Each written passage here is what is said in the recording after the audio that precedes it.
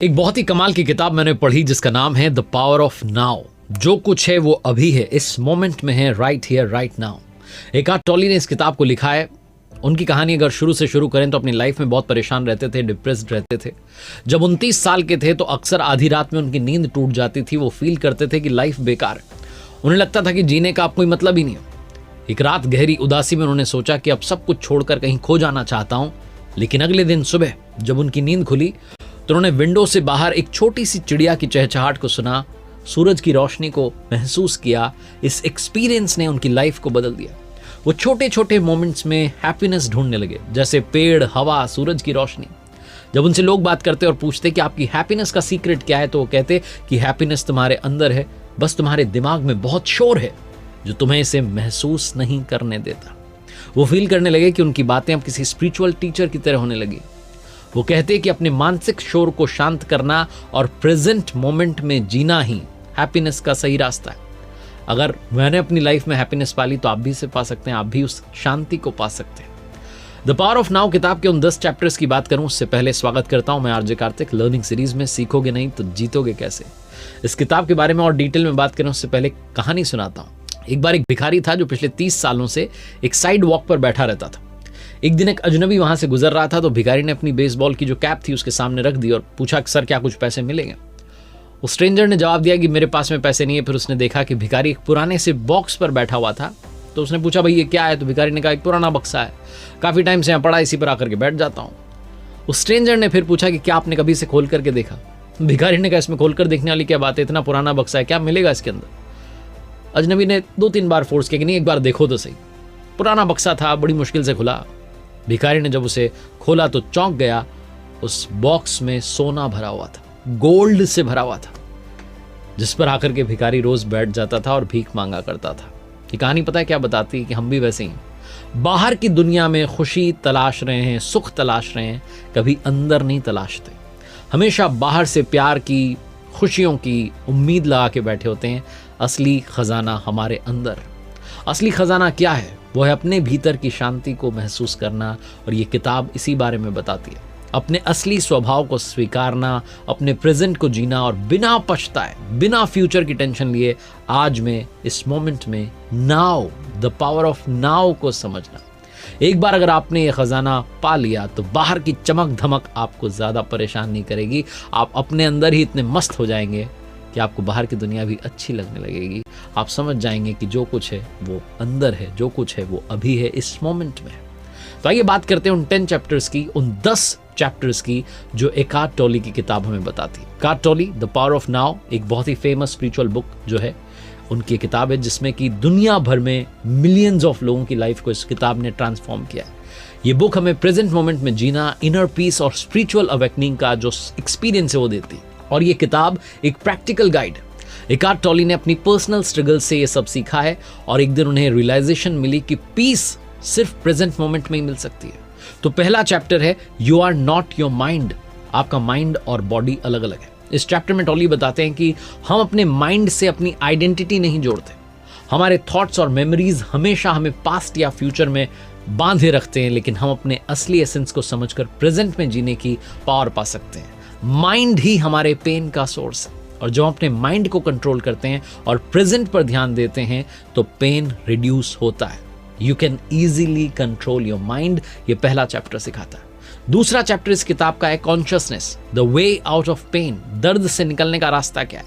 Consciousness यानी कि अपने प्रेजेंट मोमेंट के साथ जागरूक बनना, दर्द से बाहर निकलने की चाबी है। जब आप अभी आ जाएंगे, इस मोमेंट में आ जाएंगे, तो अभी तो कुछ भी नहीं घट रहा है। जो घटा है वो पास्ट में घट चुका है, या जो घटने वाला है फ्यूचर में घटने वाला है। अभी तो सब कुछ ठीक है। इस मोमेंट को जब आप जीना शुरू करेंगे, इस मेथड पर जब आप फोकस करेंगे, तो आप प्रेजेंट में आ जाएंगे। तीसरा चैप्टर है moving deeply into the now, यानी कि वर्तमान की तरफ बढ़ना। एकार्ट टॉली कहते हैं कि प्रेजेंट मोमेंट ही असली रियलिटी और हमारा माइंड हमेशा हमें पास्ट में या फ्यूचर में उलझा कर रखता है। प्रेजेंट में जीने के लिए मेडिटेशन से बढ़िया टूल नहीं है जो आपके माइंड को चुप कर सकता है, पूरे तरीके से जागरूक करने में मदद कर सकता है। क्या आपने कभी सोचा है कि लोग जो हैं कार रेसिंग के लिए जाते हैं, माउंटेन क्लाइंबिंग के लिए जाते हैं, ऐसी एक्टिविटीज क्यों पसंद करते हैं? क्योंकि ये एक्टिविटीज उन्हें प्रेजेंट मोमेंट में यानी कि वर्तमान समय में होने का एक्सपीरियंस देती है। ये सच है कि हम अक्सर खुश रहने के मौके ढूंढते हैं, लेकिन जो चीज़ हमें खुश कर सकती है वो बस हमारे अंदर होती है। एक बार एक ज़ेन मास्टर ने अपने स्टूडेंट से पूछा कि इस समय किस चीज़ की कमी है। सारे स्टूडेंट सोचने पर मजबूर हो गए, सन्नाटा छा गया। ज़ेन मास्टर ने कहा बस इसी चीज़ की कमी थी, शांति।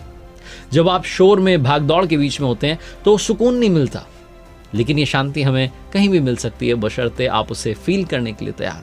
आपको ये एहसास दिलाने के लिए किसी ऊंचे पहाड़ पर चढ़ने की जरूरत नहीं है। फॉर एन एग्जाम्पल, जब आप शहर में चलते हैं तो आपने रास्ते में कई पेड़ पौधे देखे होंगे, लेकिन आप नोटिस नहीं करते। एक बार कोशिश कीजिए प्रकृति के पास जाने की, नेचर के पास जाकर उस नाव को, उस अभी वाले लम्हे को जीने की। आप फील करेंगे कि पेड़ पौधे कितने रंग बिरंगे हैं, उनके आसपास की हवा कितनी ताजगी से भरी है। इन छोटी छोटी चीज़ों में बहुत कुछ है जो आपको सुकून दे सकता है। इससे पहले कि हम आगे बढ़ें और अगले चैप्टर्स की बात करें, मैं आपको याद दिलाना चाहता हूं मेरी नई किताब आ चुकी है, कर दिखाओ कुछ ऐसा, जो कि Amazon, फ्लिपकार्ट पर अवेलेबल है।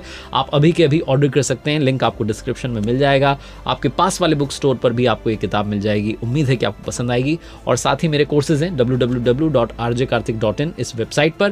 ये कोर्सेज आपको ट्रांसफॉर्म करने में, पर्सनैलिटी को डेवलप करने में मदद करेंगे, तो एक बार आप चेकआउट कीजिएगा। अब बहुत ही इंपॉर्टेंट चैप्टर है, जो कि है चौथा chapter, mind strategies for avoiding the now. यानी कि माइंड जो क्या क्या स्ट्रैटेजी बनाता है प्रेजेंट से बचने की। हमारे माइंड के पास में कई तरीके होते हैं प्रेजेंट से आपको दूर रखने के, जैसे कि ओवर थिंकिंग, एक्सेसिव प्लानिंग और एंग्जाइटी। टॉली कहते हैं कि इन चीज़ों को आइडेंटिफाई कीजिए जो आपकी लाइफ में आपकी शांति को छीन रही है। आप बहुत ज़्यादा सोच रहे होते हैं, आपका दिमाग उलझा देता है आपको, उन बातों को सोच रहे होते हैं जो हो ही नहीं रही हैं, और आप क्या होता है, अभी से इस लम्हे से दूर हो जाते हैं। पांचवा चैप्टर है द स्टेट ऑफ प्रेजेंस, यानी कि आपको उस प्रेजेंस का मतलब बिना किसी रेजिस्टेंस के प्रेजेंट मोमेंट को एक्सेप्ट करना है।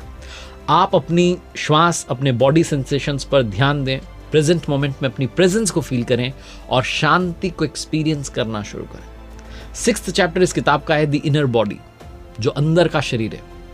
आपकी अवेयरनेस उसके बारे में बढ़ाइए। प्रेजेंट मोमेंट को फील करने का एक और तरीका है अपनी बॉडी के बारे में, अपनी इनर स्ट्रेंथ के बारे में जानना।